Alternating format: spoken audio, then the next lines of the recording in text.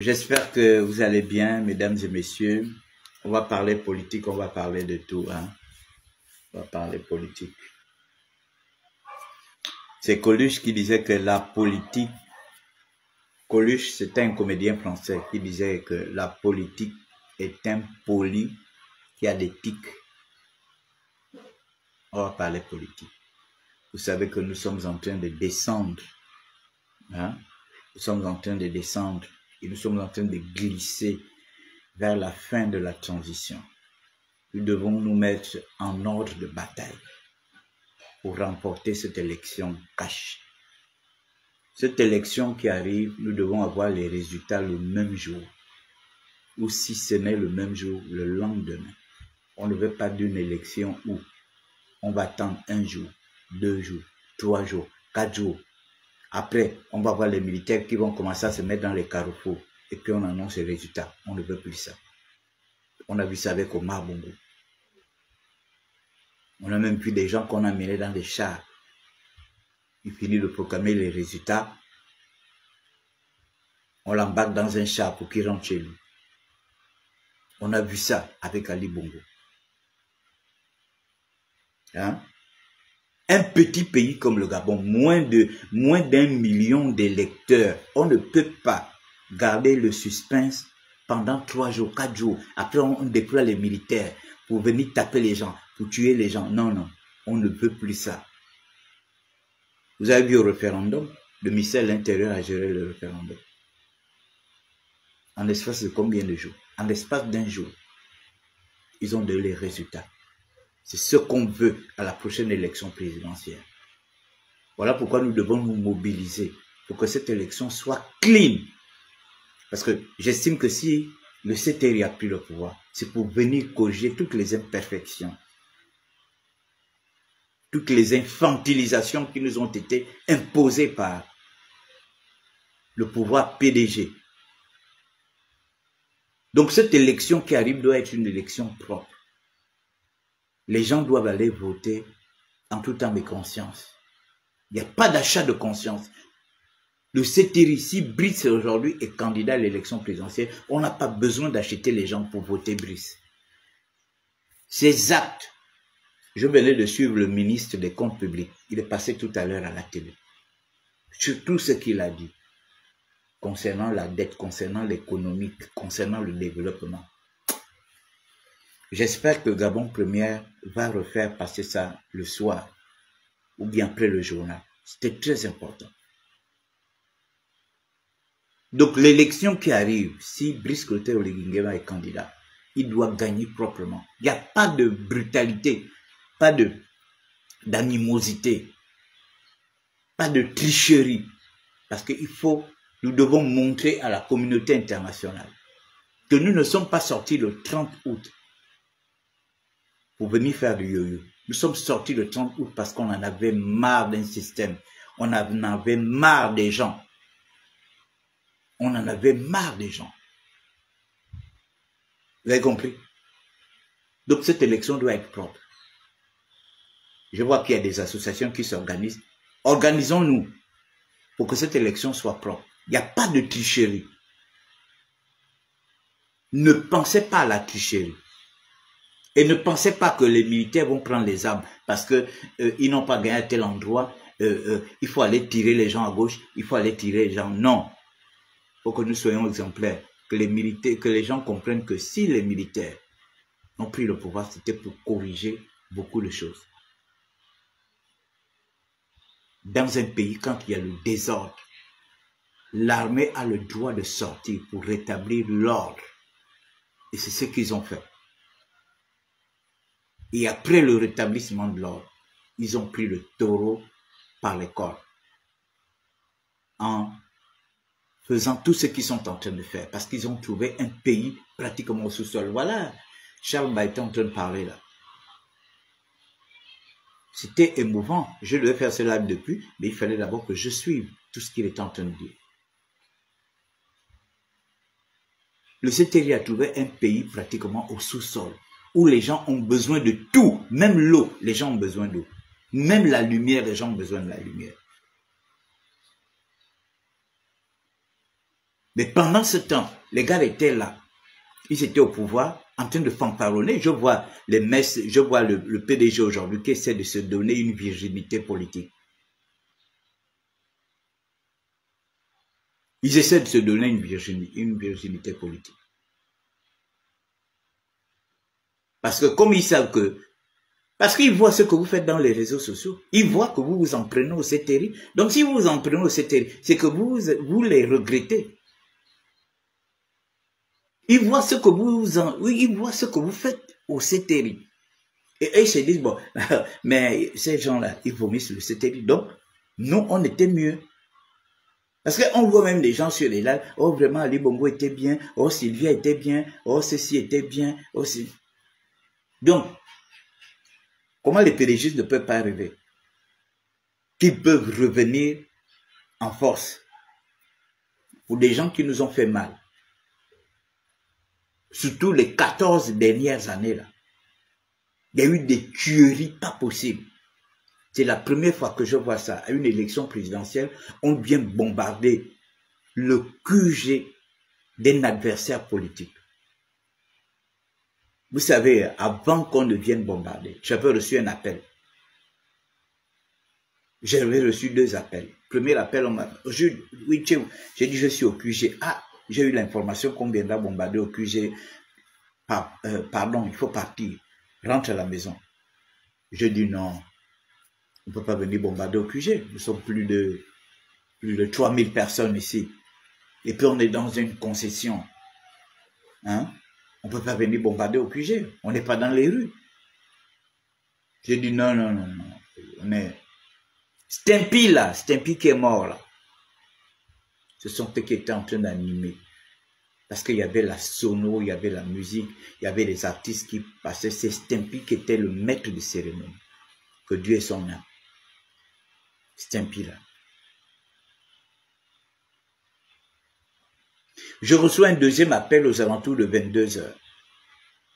J'ai appris qu'on viendra vous bombarder là-bas. Pardon, il faut partir. Il paraît qu'ils sont en train de s'organiser et tout ça là. J'ai dit non, ils ne peuvent pas venir. On est dans un QG. On est en train de faire on est au QG. On n'est pas dehors ou machin. Mais c'était sous-estimer la personne à qui on avait affaire. Et à 23 h, ils sont arrivés. Tout de noir vêtus, cagoulés de la tête jusqu'aux pieds. Parce que c'est bien beau quand j'entends des gens, oui, ce sont les militaires. Non, ce n'est pas des militaires, c'est des mercenaires. Il y a des mercenaires ici. Ils avaient leurs mercenaires ici, qui étaient là pour faire le sale boulot. Quand il est question d'aller mater les gens, quand il est question d'aller tuer les gens, ils sortent leurs mercenaires. C'est pas tout le monde, c'est pas parce que quelqu'un est militaire qu'on peut utiliser pour aller faire X ou Z besogne. Moi, je suis désolé. Ils avaient leurs mercenaires. Ils avaient leurs mercenaires. Parce que si c'était, comme vous le dites, si c'était des militaires, mais ils seraient venus avec leur tenue, on connaît la tenue des policiers, on connaît la tenue des gendarmes, on connaît la tenue de la GR, on connaît la tenue de la sécurité pénitentiaire, on connaît la tenue de la gendarmerie, on connaît la tenue des militaires et des bérets rouges. Mais ils ne sont pas venus en tenue militaire. Je dis, ils étaient tous de noir vêtus. Vous avez vu les tenues des SGS là, quand ils vont prendre l'argent, c'est comme ça qu'ils étaient. De la cagoule jusqu'aux pieds. Donc, on ne peut pas dire que ça c'était des militaires, ça c'était des gendarmes, ça c'était des policiers, non, c'était des mercenaires. Voilà pourquoi il ne faut pas faire l'amalgame dans ce que vous voulez faire. Peut-être qu'il y avait des militaires dedans, mais ils n'ont pas agi en militaire. Ils ont agi en mercenaires. Donc n'accusez pas tout le monde. Ils ont agi en mercenaires. La preuve, ceux qui sont venus tirer, ils n'étaient pas plus de 30. Ils étaient au maximum 25. Ils sont venus faire le sale boulot, tirer sur nous au QG de Champigny. Donc, on ne peut pas accuser les militaires. Mais qu'est-ce qu'ils ont fait? Ils ont passé tout leur temps Ils ont passé tout leur temps à faire en sorte que le peuple gabonais soit ennemi de ses propres frères militaires. Parce qu'ils ont ligué, ils ont passé leur temps à liguer les Gabonais contre les militaires. Il y a une petite grève. Les retraités revendiquent comment on appelle ça, leur pension. On envoie les militaires, on envoie la police tirer sur eux. Les gens, il y a des problèmes d'eau dans des quartiers. Les gens barrent la route, on envoie les militaires. C'était ça. C'est-à-dire qu'il n'y avait pas... Les retraités de la CNSS barrent la route parce qu'il y a un problème. Ils ont leur problème de pension et ils décident de barrer la route. Mais il faut négocier. Il faut parler avec eux. Mais vous ne pouvez pas directement arriver et puis, paf, vous charger. Mais vous voyez bien, et pourtant, depuis que le CTRI est là, parfois il y a des gens qui barrent la route. Mais qu'est-ce qu'ils font? On parle. On parle.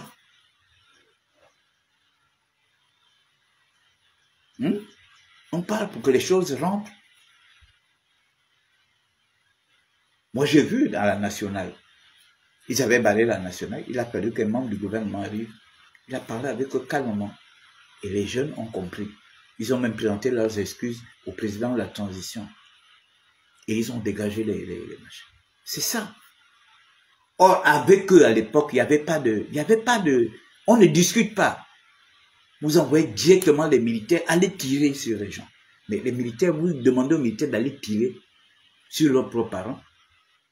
Le PDG a passé son temps à intimider les gens, à utiliser les forces de sécurité et de défense pour martyriser les Gabonais, à utiliser la justice pour enfermer les Gabonais. Et aujourd'hui, ils veulent se donner une posture d'un parti, je ne sais pas quoi, tout en blanc et tout machin. Le PDG a peur de rester dans l'opposition. Ils ont peur de l'opposition. Ils ont peur de rester dans l'opposition. Parce qu'aujourd'hui, je ne suis pas l'avocat d'Ali Akbar Onanga ou des autres, mais ce qu'Ali Akbar Onanga dit est vrai. Comment des gens qui nous ont déposés, vous soyez là en train de vous pavaner avec eux. Ce n'est pas du kounabélisme. Hein? Non, mais soyons sérieux. Ali Akbar, il est conscient que le CTRI a déposé le PDG. Vous savez, les PDGistes, c'est des manipulateurs. Les gens qui ont fait la politique pendant 56 ans. Pendant 56 ans, ils ont toutes les techniques de ruse. Toutes les techniques de ruse en eux. Ils ont toutes les techniques de ruse. Moi, j'ai vu quand le CTRI a pris le pouvoir. Il y a des gens qui ont fait courir le bruit. Oui, ils ont au briscoté au Ligingema, c'est Pascaline qui était ici, c'est Pascaline qui a aidé pour que machin. Après, ce n'est plus ça. Non, quand on nommait ministre dans telle province, oui, on a d'abord demandé à tel pédégiste de machin si on peut faire rentrer tel au gouvernement. Et ce sont eux qui faisaient passer ces informations parce qu'ils voulaient montrer aux gens qu'ils étaient incontournables. Ils voulaient montrer aux gens qu'ils étaient incontournables. Moi, je persiste et je continue de le dire que si les pédégistes qui sont au gouvernement, c'est parce qu'ils ont des relations et des liens avec ceux qui sont au pouvoir. Mais ils ne sont pas ministres ou ils n'ont pas obtenu de poste dans les institutions parce qu'ils sont pédégistes. Moi, je suis désolé. Ils n'ont pas été propulsés par le PDG pour être dans le gouvernement ou bien occuper un poste à la présidence ou bien dans les institutions. Ils ont eu leur poste là parce qu'ils sont amis à tel, ou bien ils sont cousins à tel, ou bien ils sont copains à tel. Parce que s'il fallait regarder le côté pédégiste là, aucun pédégiste ne serait rentré au gouvernement. Parce qu'ils ont montré leurs limites pendant les 14 ans. Où sont les écoles? Où sont les universités? Où sont les hôpitaux?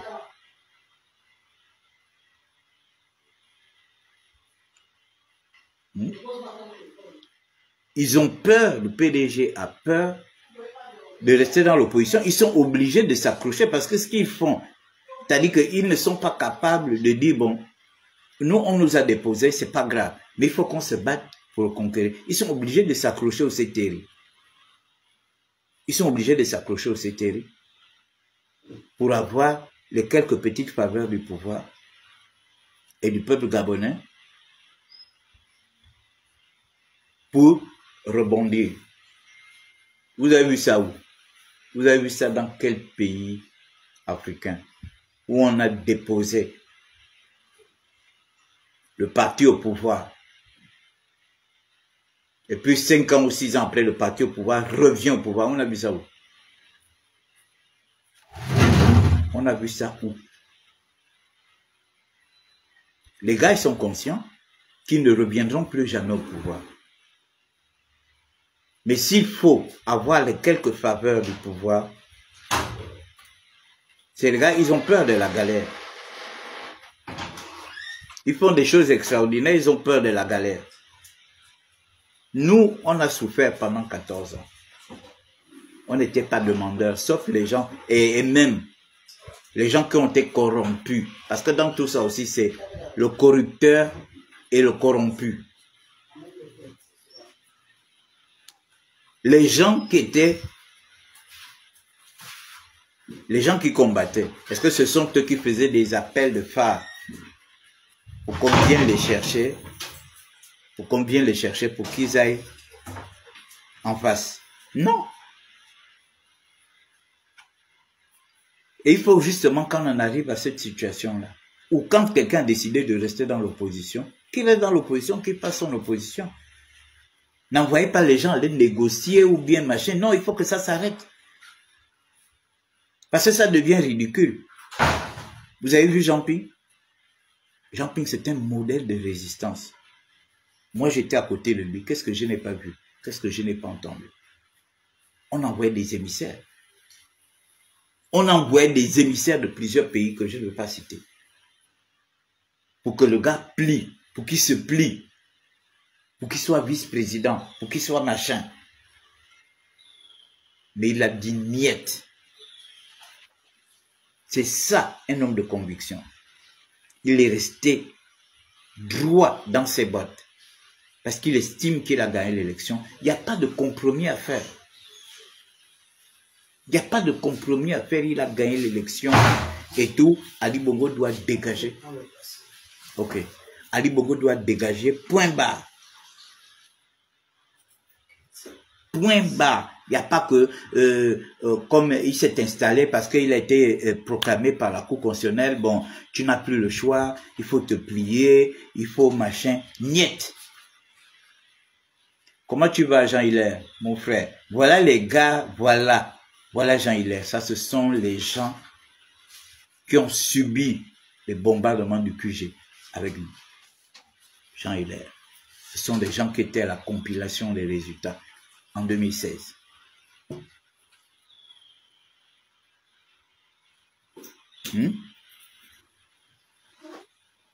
Voilà, c'est ça.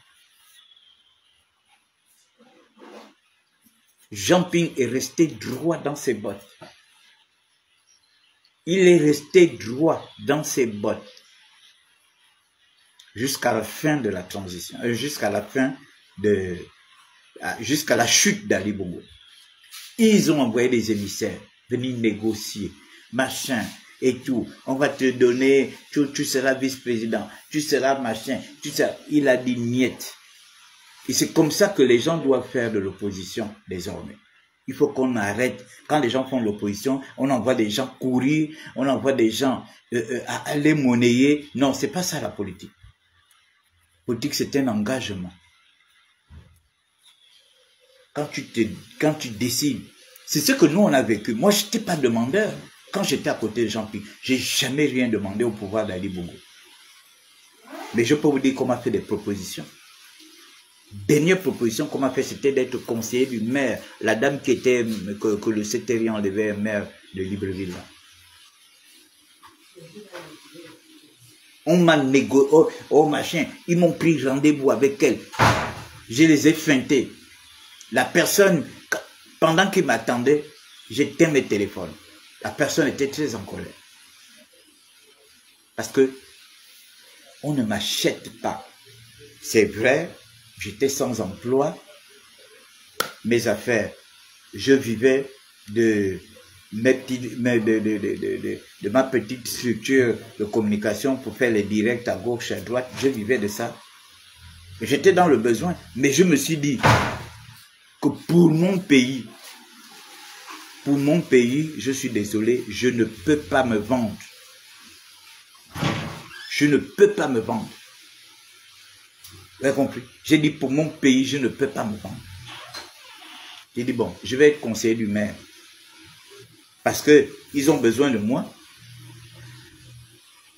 Pas parce que j'ai déjà été chargé de mission du maire à l'époque, mais ils ont besoin de moi parce que ils doivent émuler Jean Ping. On a récupéré le communicant de Jean Ping de 1 et de 2, c'est à moi qu'on devrait émuler. Vous voyez, quand je vous dis aujourd'hui que je marche tête haute, je marche tête haute à Libreville. Je marche tête haute parce que je n'ai pas fléchi les genoux. Je n'ai pas été plié en deux. Je n'étais pas demandeur. Même quand j'étais handicapé financièrement, je savais qui je pouvais demander. Mais je ne demandais pas aux gens d'en face. C'est comme ça que j'étais. Et vous voyez que on était là. Tous les canaux de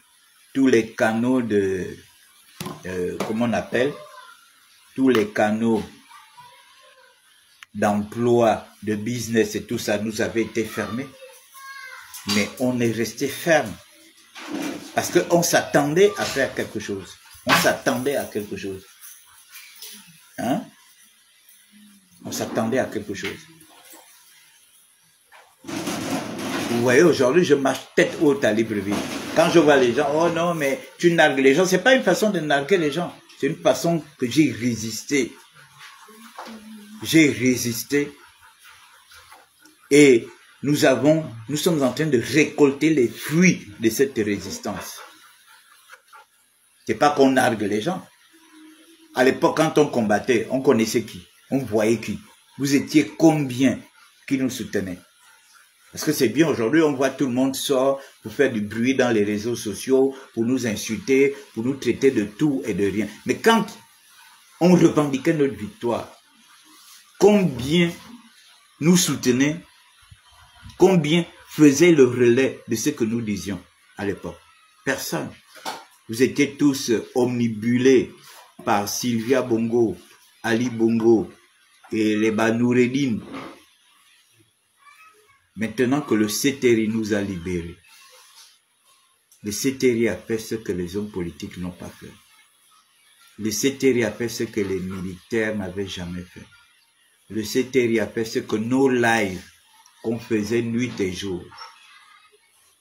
Le CTRI n'a pas eu besoin de faire ça. Le CTRI n'a pas eu besoin de s'imaginer une révolution, genre on va faire sortir 1000 jeunes ou 2000 jeunes ou 3000 jeunes dans la rue. Non, ils ont fait ça au calme et propre. Et les PDGistes sont intelligents et ils sont conscients que le PDG ne reviendra plus jamais au pouvoir. En tout cas, avant 50 ans. Donc, qu'est-ce qu'ils font? Ils sont obligés de s'accrocher. Parce que ils sont conscients que le président Brice Clotaire Oligui Nguema aujourd'hui a une cote de popularité. Vous avez vu hier, il est allé inaugurer le marché. Le marché, j'avais déjà fait un live, j'étais déjà allé sur ce marché, j'ai vu le marché. Il est allé inaugurer hier. Vous avez vu la cote de popularité. Tout petit Dubaï était bloqué. Les gens sont sortis de partout. Ils ont fermé les magasins pour venir voir. Qu'est-ce qui se passe en République gabonaise? Sa cote de popularité est tellement élevée que, quel que soit l'adversaire, quelle que soit la personne qui va dire, moi je suis candidat contre Brice Clotaire, tu n'auras que tes larmes pour pleurer. C'est là où tu sauras vraiment que, ah, donc le Gabonais est comme ça.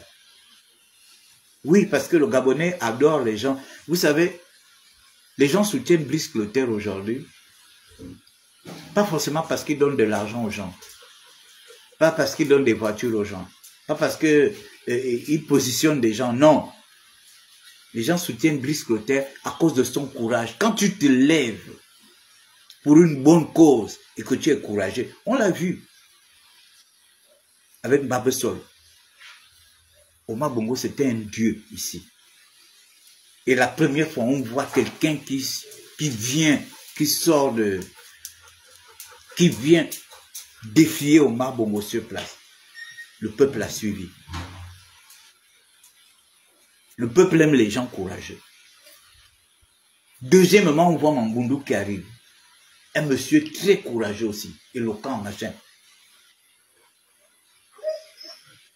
Troisièmement, on voit Amo, qui était avec eux, qui était le stratège, qui sort,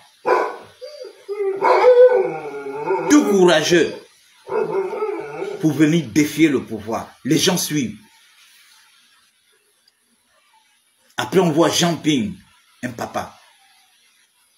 Lui aussi, il prend son courage à deux mains. Il dit, je fais d'abord le tour de Gabon. Je vais me faire connaître auprès des Gabonais. Les gens me voyaient à la télé, à côté de Omar Bongo. Les gens me voyaient à l'Union africaine. Les gens me voyaient, machin. Mais les Gabonais ne me connaissent pas.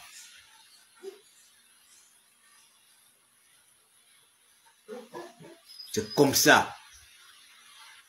Les gens ont suivi le courage de Jean Ping. Mais mes frères, on a risqué. On nous a scié des ponts pour qu'on fasse des accidents. On nous a battu des arbres pour nous empêcher de circuler. Mais Jean Ping, le jour où j'ai eu peur, c'est quand on arrive à Bongoville.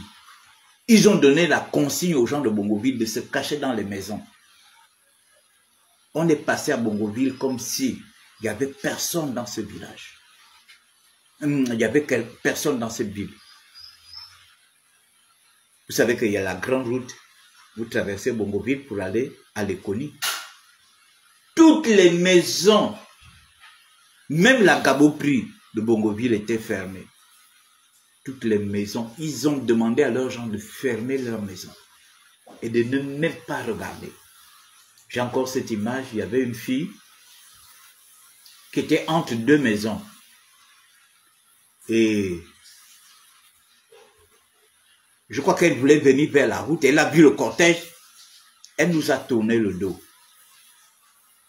On était un cortège de près de 15 à 20 voitures. Pendant tout le temps qu'on est passé. Elle avait le dos tourné. Elle ne nous regardait pas.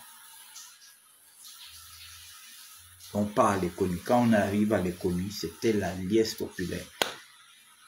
Les motos de Lekoni étaient venus nous attendre avant Souba.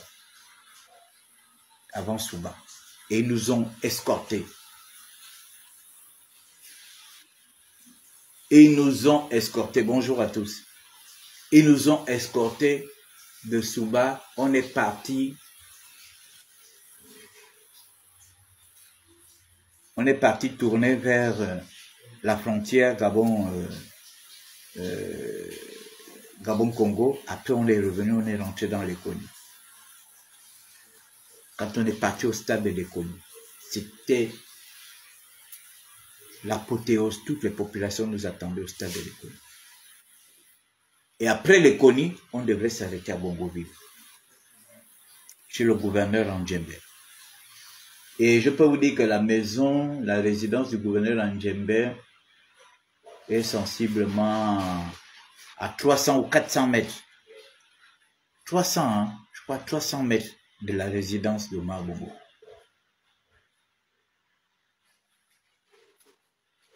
300 mètres de la résidence. Et dans la résidence d'Omar Bongo, il y avait la GR qui était là, qui assurait la sécurité. Quand on revient, déjà, pendant qu'on est à Léconie, on nous envoie une information, on nous dit, ah, les jeunes de Bongoville ont dit qu'ils ne veulent pas vous voir à Bongoville.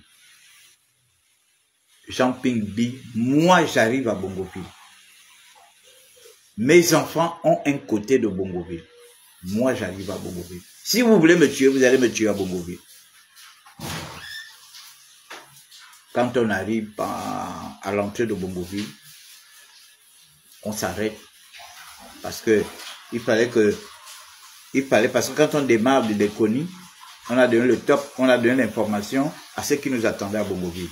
Que là, on vient de démarrer de Léconie. Et quand on arrive à l'entrée de Bongoville, on rentre en contact avec notre délégation.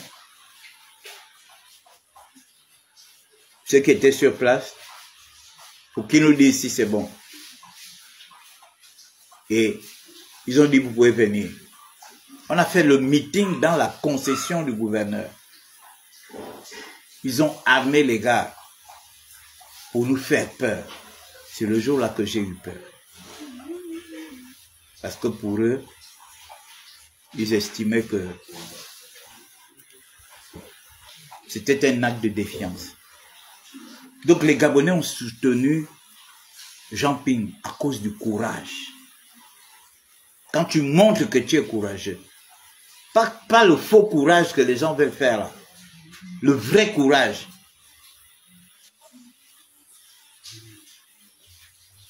Et c'est ce qui arrive aujourd'hui avec Brice Clotaire Oligui. Les gens ne sont pas accrochés à lui, les gens ne l'aiment pas parce que les gens l'aiment. Si les gens l'aiment, c'est pas parce que il est gentil. Non, c'est le courage. On attendait ça depuis. On avait passé, moi personnellement, j'ai critiqué les militaires.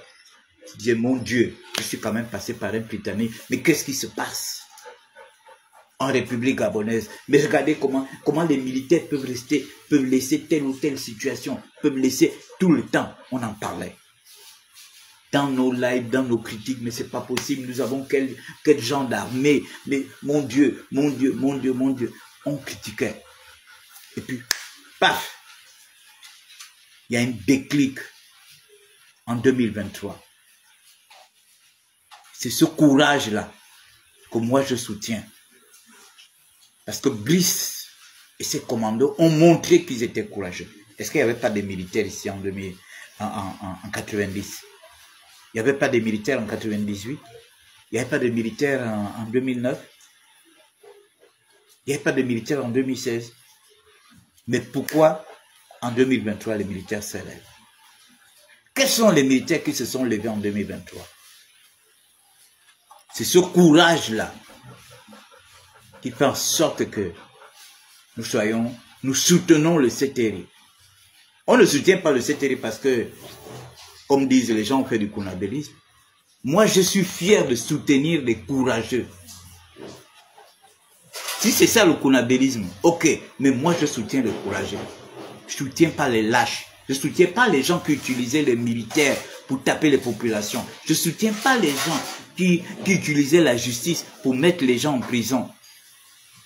Même quand ces gens-là ont raison.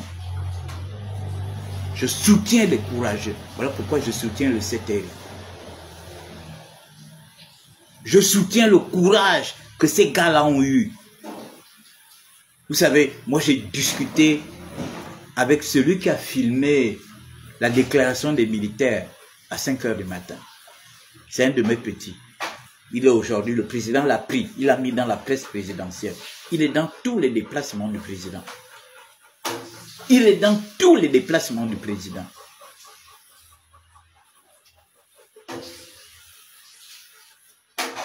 Il est dans tous les déplacements. Le président l'a pris, il est allé. Désormais, tu es dans la presse présidentielle. J'ai discuté avec lui. Quand il est allé filmer les faux résultats à la Cité de la démocratie, jusqu'à quand il est venu avec les éléments à Gabon 24 pour que l'élément soit diffusé comme quoi Ali Bongo a gagné les élections.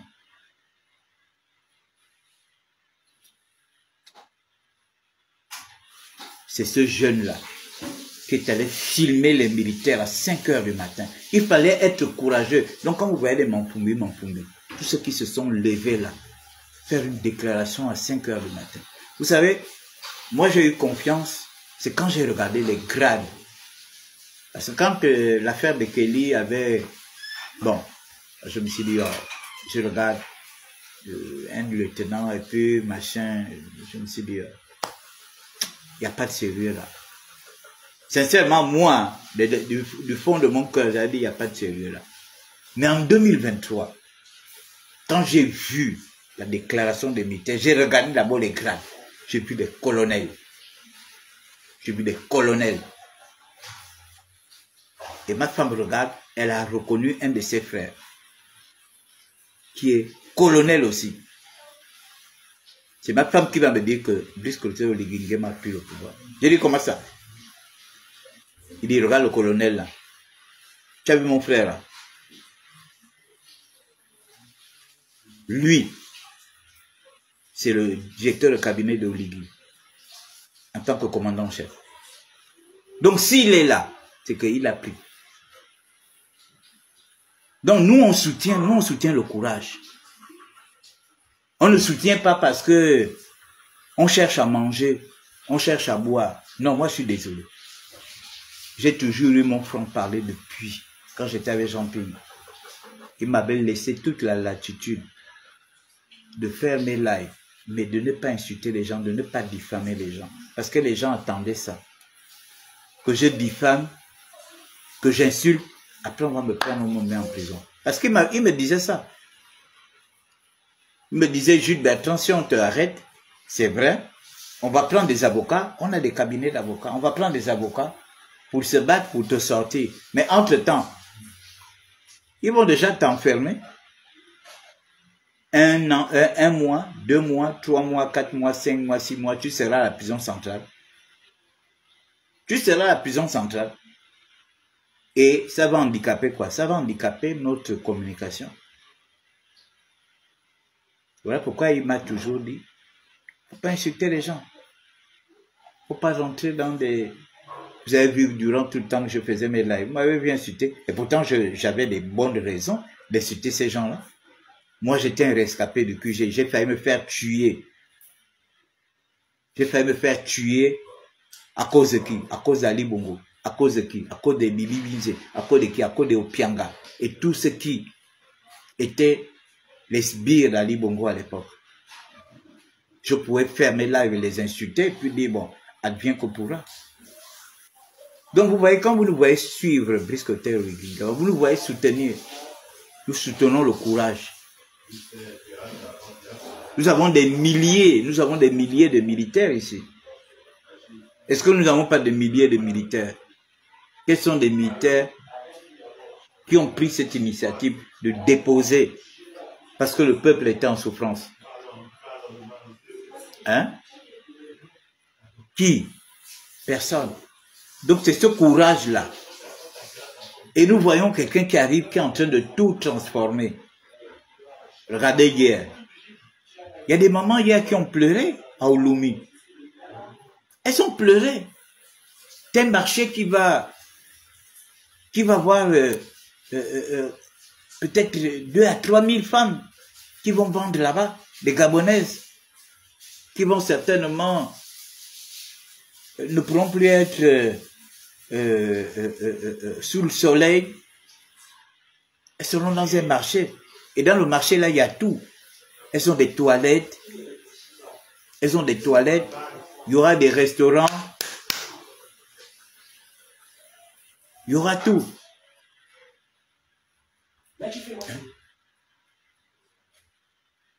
Il y aura tout. Donc, mesdames et messieurs,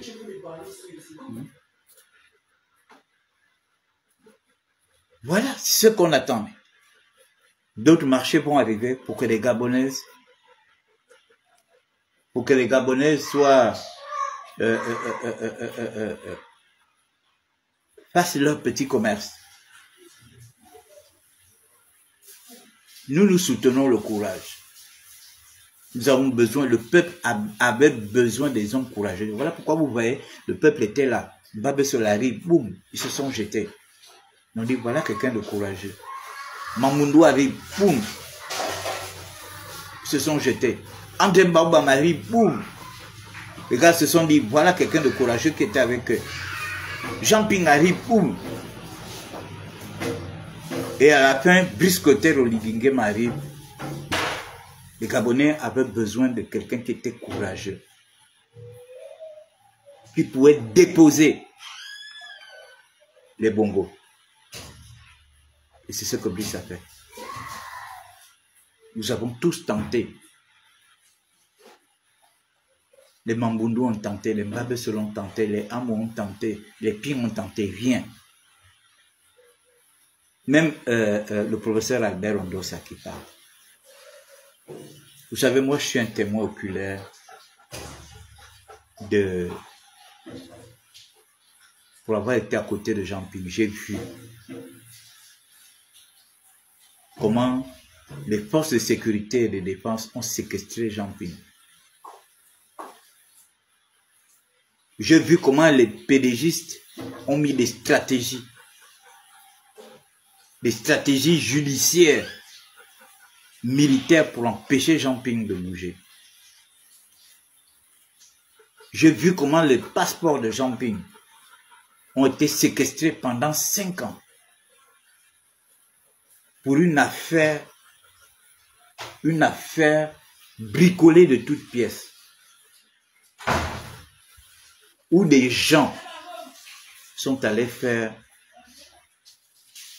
un faux projet de révolution financé à coût de 65 millions. Et mon pauvre grand frère, Pascal Oyugou, qui était dans le cabinet du président Ping, les jeunes sont venus lui remettre ce document. Pour dire, comme vous êtes au cabinet du président Ping, il faut remettre ce document au président Ping. Lui de prendre ce document, mettre dans son sac, aller chez lui. Le lendemain, il devrait venir montrer au président Ping ce document. Entre-temps, ces jeunes-là étaient dans le complot de faire incarcérer Pascal Oyugou et de créer des problèmes à Jean Ping. C'est comme ça que quand Pascal Oyugou démarre de chez lui, il ne sait pas qui l'est filé. Il ne sait pas qui l'est suivi. Parce que Pascal Oyugou, je crois, il doit habiter à Mélène. Il démarre de chez lui, pam, pam, pam, pam, il roule. Quand ils arrivent au niveau du marché banane, au tournant là, c'est là où les voitures surgissent. Ils bloquent Pascal Oyugou le passage. Monsieur Garé, vous êtes en état d'arrestation. On vous amène à la DGR. Amené à la DGR. Les gars, aussitôt montent dans la voiture de Pascal Oyugou. D'autres montent derrière. Parce qu'il avait, à l'époque, il avait un véhicule, un gros véhicule. Je ne sais pas s'il l'a toujours. Les gars montent derrière et d'autres montent à la cabine.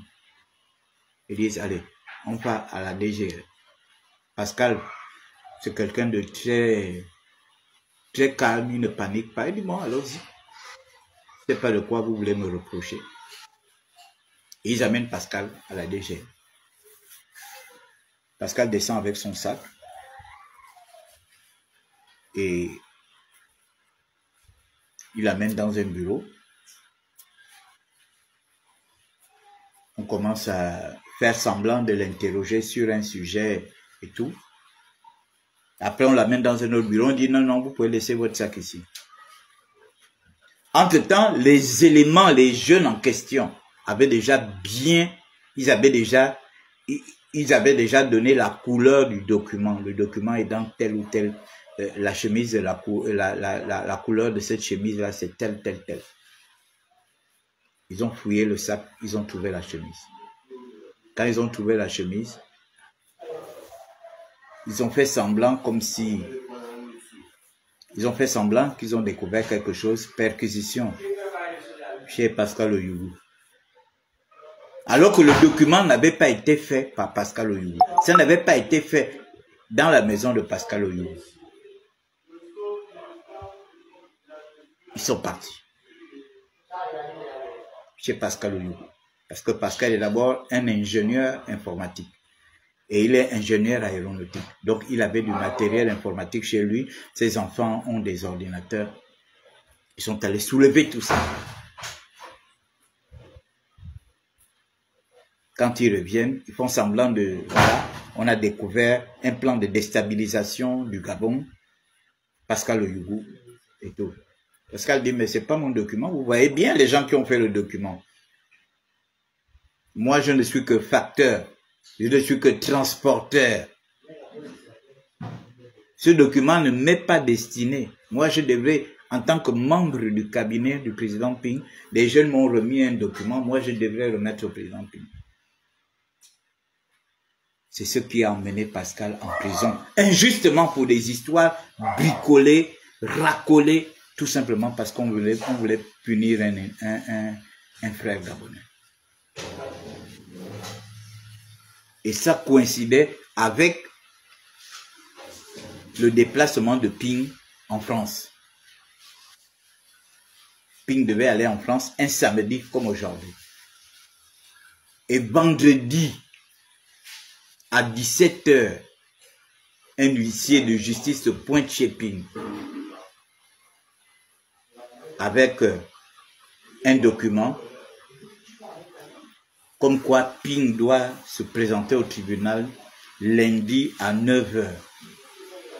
Ping dit, bon, moi je suis sur le chemin d'aller en France. Je suis attendu à Bruxelles. Mes avocats iront se présenter.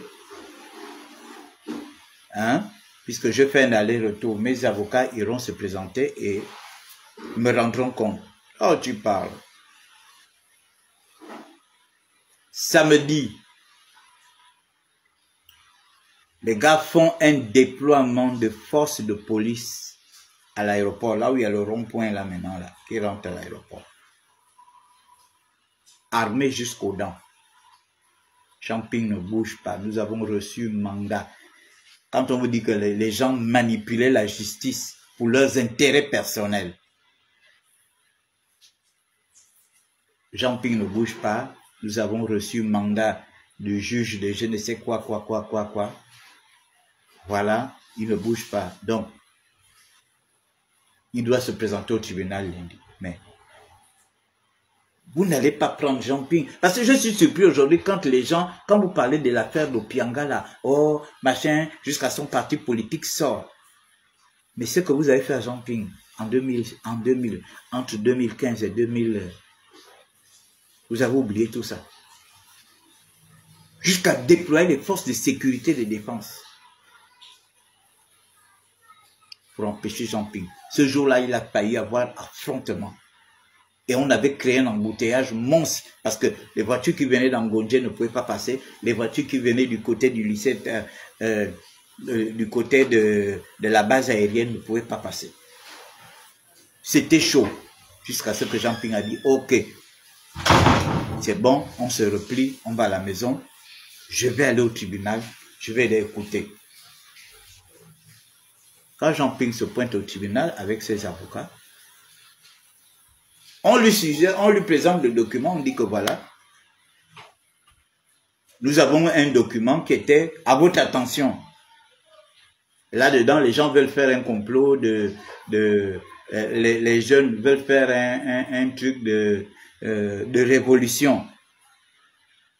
Ils veulent faire la révolution comme en Tunisie, comme en Égypte. Donc, le document, donc on vous a convoqué pour ça. Champing dit, mais c'est moi qui ai fait ce document. Non. C'est vous qui m'apprenez que j'ai un document. Est-ce que le document était déjà entre mes mains? Non. Mais de quoi dont il est question? De quoi dont il est question? Non, pour nécessité d'enquête, vous êtes dans l'obligation de ne pas quitter le territoire national. Parce qu'il faut que la situation soit claire. La situation est claire comment? Oh voilà, on a trouvé les documents avec M. Oyougou, machin, machin. Mais les documents ne sont pas de M. Oyougou. Mais arrêtez les jeunes qui ont fait le document. Ils ont leur nom. C'est peut-être parce que j'étais les noms de ces gens-là, ils sont là. Je les vois quelquefois. Arrêtez-les. Pour eux, pour eux, il fallait mettre Oyougou en prison. Pour eux, il fallait bloquer les passeports de Jean-Ping. C'est comme ça qu'ils disent à Jean-Ping, bon voilà.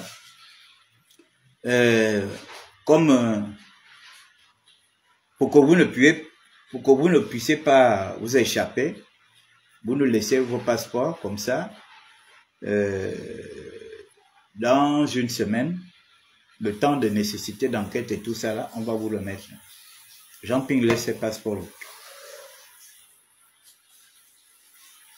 Jean-Ping est resté, les passeports sont restés bloqués pendant 5 ans. Jean-Ping ne peut pas sortir du Gabon.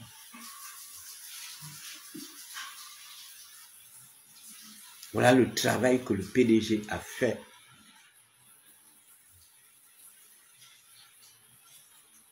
Ils manipulaient la justice et ils instrumentalisaient les forces de sécurité et de défense pour continuer d'exister politiquement. Quand je vois des gens aujourd'hui, vous venez parler d'Opianga, vous venez prendre sa part, vous êtes malade. Vous êtes malade parce que vous êtes malade. J'ai vu les vidéos du jeune là. Je connais cet enfant. J'ai vu cet enfant naître. Je suis même un oncle par alliance de cet enfant. J'ai vu cet enfant petit parce que ses oncles, c'était mes amis. Je vous ai dit que j'ai fait l'école à Mouabi. Son père dont il parle là, c'était le grand frère. C'était le grand frère de mes amis. La famille Némé qui est à Mouabi. Les Némé sont mes amis. Ali, Jacques, Mariama, Abdallah. Ça, c'est leur neveu. J'ai vu ce petit-là, petit, parce que je l'ai vu quand je l'ai vu tout petit, le fils de Mokhtar.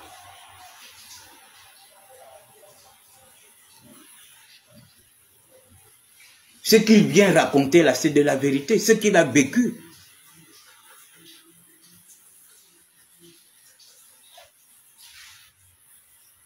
Si déjà lui, il vient raconter ce qu'il a vécu, parce qu'il sortait avec cette fille-là. Mais nous, qui avons subi Opianga politiquement, parce que moi, j'étais à côté de Jean-Ping, quand Jean-Ping était menacé, moi-même j'étais menacé. Parce que si on le mettait en prison, forcément, on devait aussi m'arrêter. On devait me mettre en prison.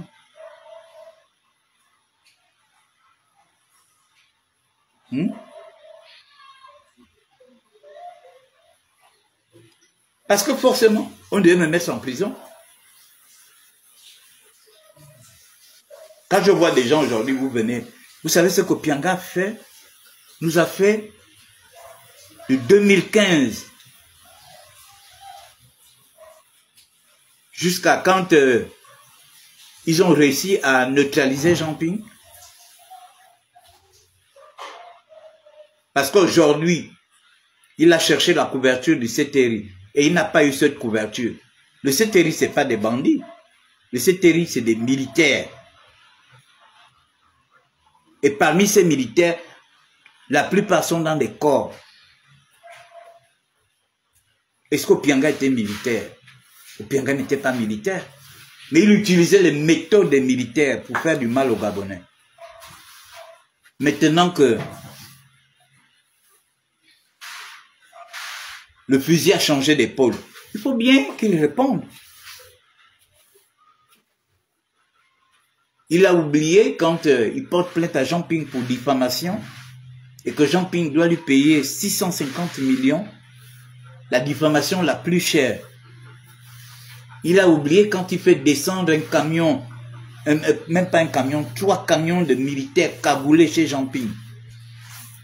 Parce qu'il doit récupérer la maison de Jean Ping, le QG et ses voitures. Il a oublié ça. Il a oublié la pression qu'il a mis. Sans... Mais attends. Jean Ping qui a été... Il a géré l'ONU pendant 1 an.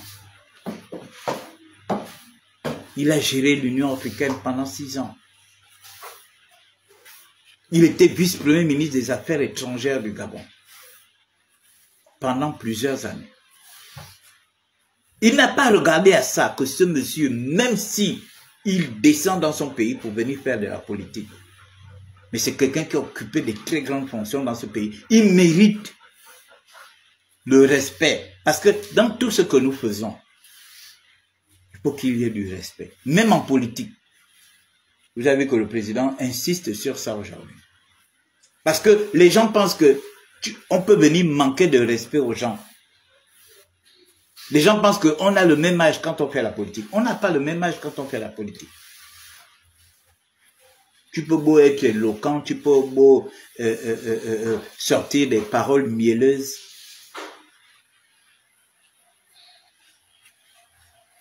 Nous avons été traumatisés par le comportement de Pianga vis-à-vis de Jean Ping. Et nous étions également menacés parce que ce monsieur était tout puissant. Aujourd'hui, il fuit, il se cache, il est obligé de raconter des histoires politiques.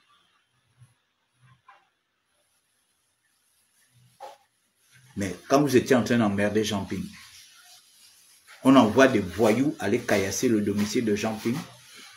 On réussit à mettre la main sur 5 ou 6 voyous. Et ces voyous-là disent que c'est lui qui les a envoyés. Quand la presse arrive et tout ça là, Jean Ping dit, voilà ce que les jeunes ont dit. Lui, il s'empresse 2 jours après aller faire une conférence de presse. À la chambre de commerce, il remplit la salle avec ses supporters. Il annonce qu'il porte plainte à Jean Ping en diffamation. 2 jours après, Jean Ping est convoqué au tribunal. Il est aussitôt condamné à 3 mois de sursis et à payer une amende de 650 millions pour avoir diffamé Dieu. Pour avoir diffamé celui qui vient après Dieu. Hein? Et aujourd'hui, vous êtes là. Vous voulez mélanger tout. Moi, je ne serai jamais compatissant de lui. Jamais. Jamais. Ah, c'est des gens qui avaient le courage parce qu'ils étaient à côté d'Ali Bongo. Les vrais courageux, c'est quand on n'est pas à côté d'Ali Bongo.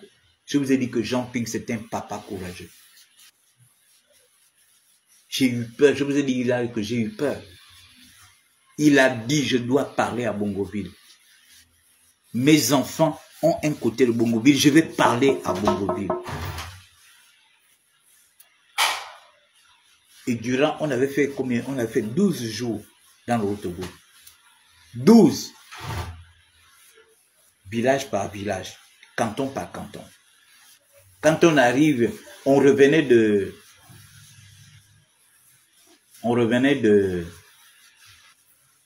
Konja. On nous dit à Kieni, les gens ont pris les fusils. Ils ont dit que Jean Ping ne passe pas ici. À Kieni, le village, le département dont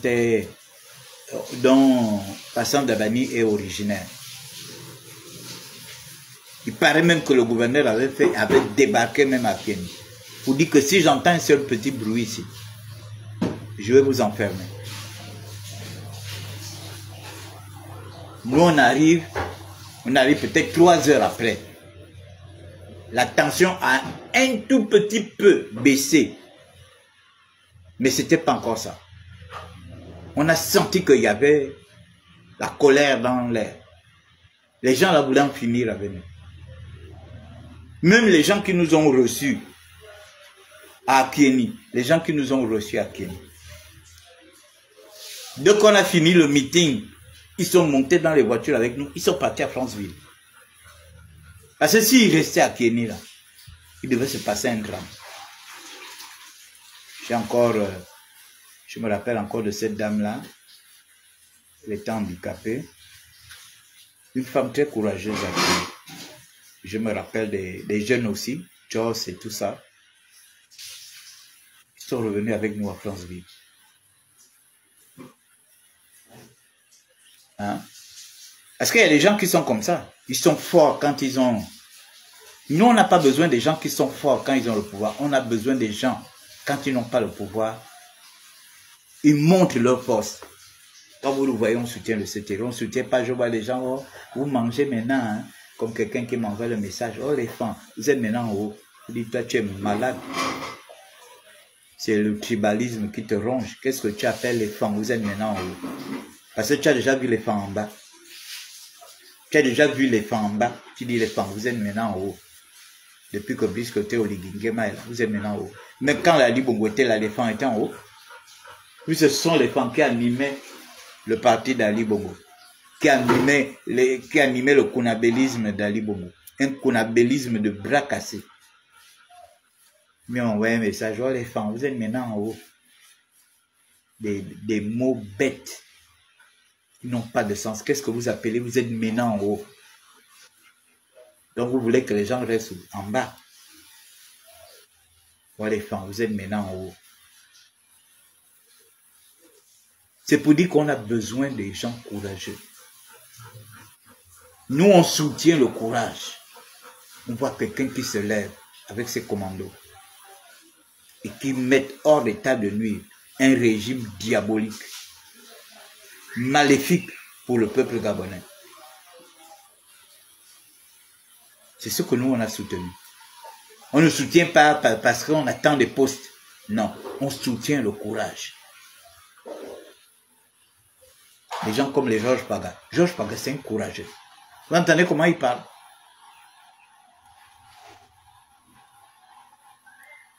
Donc quand les gens veulent se lever aujourd'hui, petit costume, petite paire de lunettes, petite couronne, machin, il vient parler. Ah non, vraiment ce qu'il dit, machin, ce qu'il dit, il dit quoi?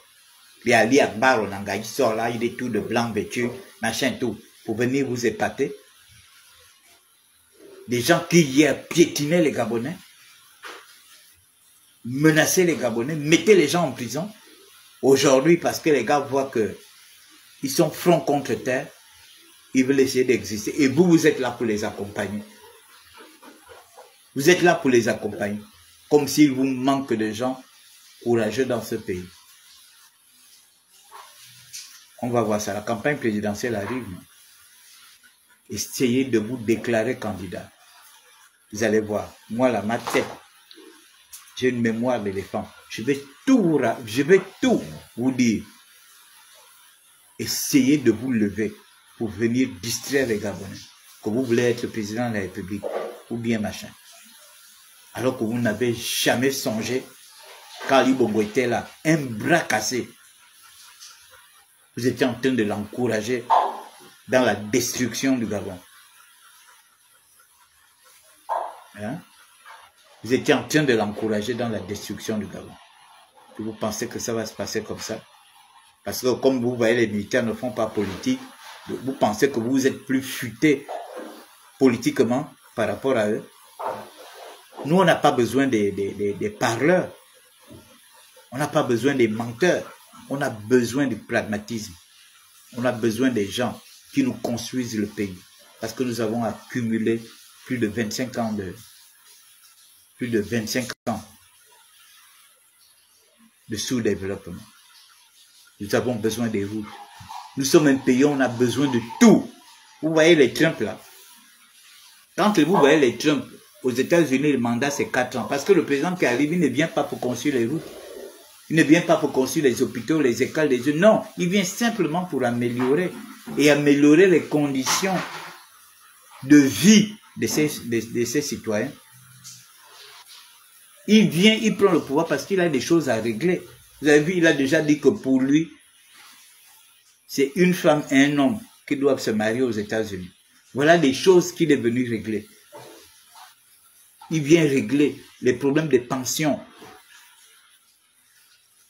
des Américains, le problème de santé, la couverture médicale. Il ne vient pas là pour que, bon, il manque un hôpital là-bas, il manque des cliniques, il manque les routes. Non, non, il ne vient pas. Voilà pourquoi leur mandat, c'est 4 ans. Il vient régler les problèmes basiques. Après, il s'en va. Après, après, il revient. Mais nous, on est un pays où on a besoin de tout. Même les trucs basiques, il n'y a pas eu. Avec tout ce qu'on a engrangé comme argent pendant 14 ans. Pendant 14 ans. Le ministre Charles en parlait là. Comment un pays, vous dites qu'on sera émergent en 2025 et vous faites des projets d'investissement de 250 milliards. 250 milliards, c'est quoi?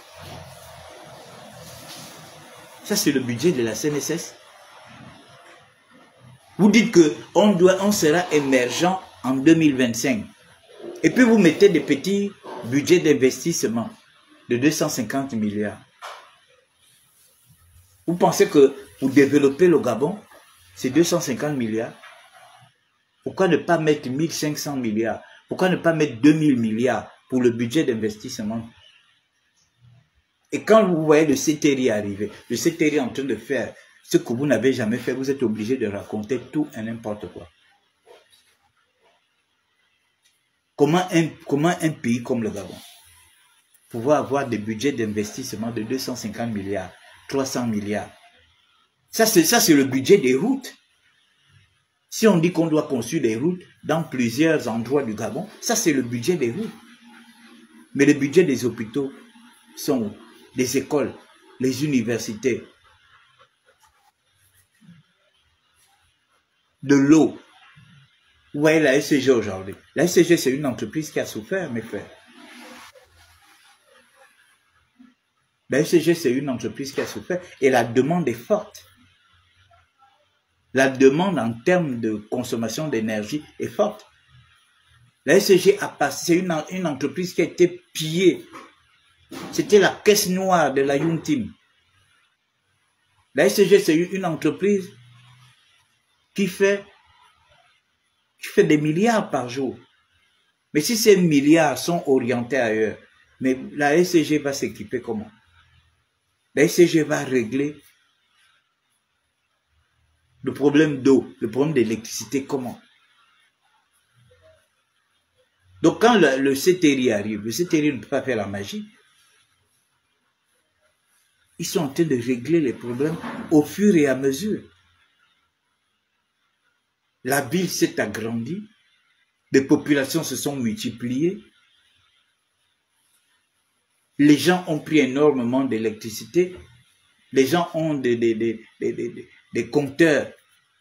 Tout ça, c'est la consommation d'électricité.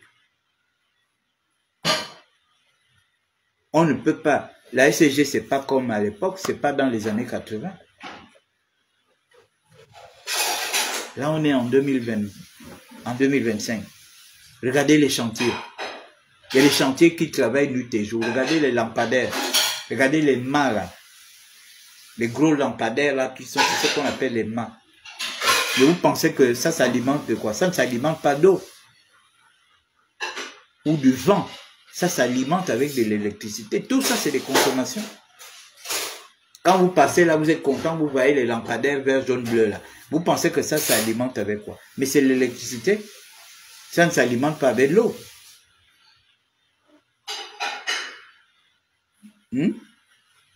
Voilà. Les châteaux d'eau là, que nous sommes en train de construire là, les châteaux d'eau s'alimentent avec l'électricité. Parce qu'il faut tirer l'eau. Moi j'ai la chance Il n'y a jamais de coupure d'eau chez moi. Il n'y a jamais de coupure de courant chez moi. Je suis dans un quartier où le château d'eau n'est pas loin.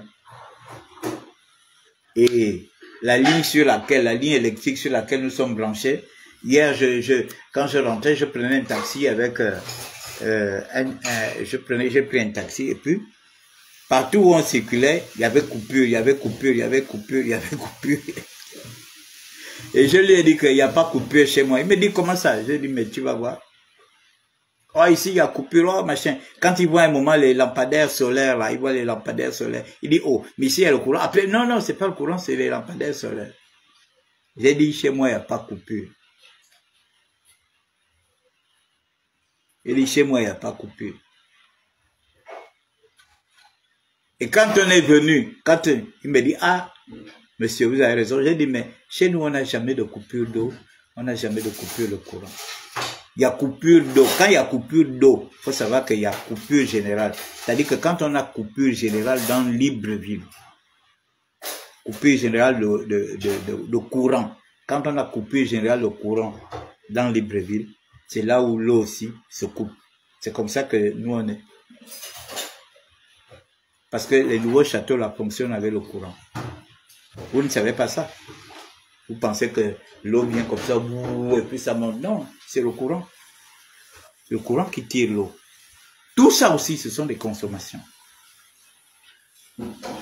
Donc voilà, nous on est connectés sur la ligne du château d'eau. Donc on n'a pas de coupure d'eau, on n'a pas de coupure d'électricité. C'est ça la grâce. Donc mesdames et messieurs, je vous ai entretenu beaucoup plus longtemps que prévu. Juste vous dire que nous devons nous mobiliser, nous devons démontrer par A plus B que le changement qui est intervenu au Gabon le 30 août, c'est nous là. C'est nous qui avons prié pour que ce changement se passe. Donc ne vous laissez pas enfumer ou entuber par les PDgistes. Ne vous laissez pas enfumer ou entuber par eux. Ne soyez pas impressionnés par ce qu'ils font. Ils n'ont plus l'armée avec eux. Ils n'ont plus la justice avec eux. Parce que c'était leurs deux armes. Une arme pour intimider les Gabonais. Une autre arme pour enfermer les Gabonais. Donc aux élections là, s'ils se présentent dans le même siège que vous les battez à pleine couture. C'est des gens qui ne doivent plus revenir en politique. Vous avez compris? Voilà. Donc c'était mon message. Passez une bonne journée et que Dieu vous garde. Que Dieu nous garde.